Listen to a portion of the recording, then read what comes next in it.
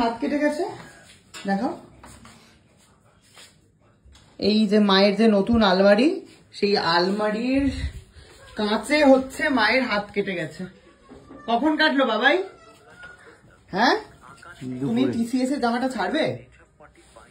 হ্যাঁ, এই যে ধারটা, এই ধার থেকে হচ্ছে মায়ের হাত কেটে গেছে। তো যে এই আলমারিটা বানিয়েছে তাকে আমি বলেছি যে চারিদিকে বিট দিয়ে দিতে, সেই লোকটা কি করেছে, এটা দিয়ে চলে গেছে। এমন ফালতু আর একটা বাজে কাজ করে। যে যাকে দিয়েছে হচ্ছে দাদাই, তো সুন্দর মা আলমারি গুছিয়ে রেখেছে। যাকে দিয়েছে হচ্ছে দাদাই, মানে দাদাইয়ের যেরকম চয়েস সেরকম হচ্ছে লোকটাও সেরকম। যাই হোক বাবা, এই টিসিএস এর জামাটা ছাড়ো। হঠাৎ আমার বাড়িতে কি ব্যাপার? কেন কেন বলতো? এত অভদ্র অসভ্য ছেলে তো আমি আমার জীবনে দেখিনি। কারণ তুই আমাকে বলেছিলি যে আজকে আমার তাড়াতাড়ি প্যাক আপ হয়ে যাবে, তোরও তাড়াতাড়ি প্যাক আপ হয়ে যাবে। হয়ে গেছে, কিন্তু এই পর্দা, এই দেওয়াল পরিষ্কার, এই সমস্ত কিছু আমাকে করতে না। মশা ঢুকে যাচ্ছে। বসো বসো, ওইখানে বসো, ওই দুটাকে সরিয়ে বসো। ফ্যানও পরিষ্কার হয়েছে বাই দ্য ওয়ে। আমাকে প্রচুর মানুষ বলে যে ফ্যানটাকে পরিষ্কার করো, ফ্যানটা পরিষ্কার। ওমা, ওটা তো বোধহয় রিমোট দিয়ে অফ করা। রিমোটটা কোথায়? কি বলে লাইভ কর একটা। হ্যাঁ, মা বলছে লাইভ কর, দেখছি আমি লাইভ আসার চেষ্টা করছি। কি রে বল, কি করছিস? শোন, সেটা হচ্ছে যে তুই বলেছিলি যে তাড়াতাড়ি প্যাক আপ হয়ে যাবে আমাদের, মানে তুই আমার বাড়িতে আসবি, আমরা কোথাও একটা বাড়ির কাজগুলো কে করবে? না না, বাড়ির কাজগুলো কে করবে? দেখছিস না মায়ের হাতটা কেটে গেছে, কে করবে বল?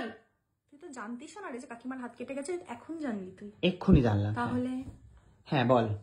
আর কত মায়ের উপর দিয়ে চালাবি, বল, চানাচুর, ঘর পরিষ্কার সবই তো মায়ের উপর দিয়ে। বল বল বল, আর কি বক্তব্য বল। হ্যাঁ, তো তুই বলেছিলি যে আসবো, তাহলে কোথাও দুজনে মিলে বেরোবো কফি টফি খেতে।